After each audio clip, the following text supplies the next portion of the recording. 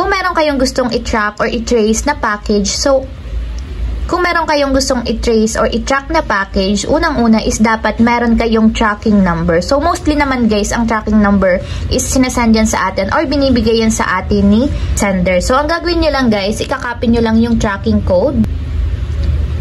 And take note nga pala guys, ang code nito Go Express sa tracking number is nabubuo or kinocompose ng 9 codes. So, ikakopy nyo lang yung 9 codes na yon. And then, after mo nung makopy yung tracking number, pumunta lang tayo sa Google Chrome browser or any browser na inyong mobile device.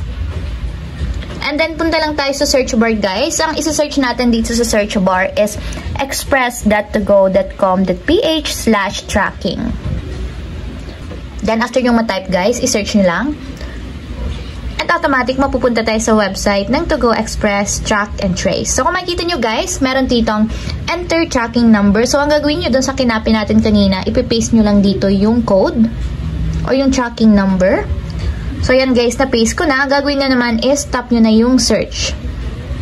So, yan guys, kung currently nasa delivery pa or under delivery status pa yung inyong package, lalabas dito kung nasaan na ba yung inyong item or package sa To Go. So, ayun lang guys, ganun lang kasimple. Kung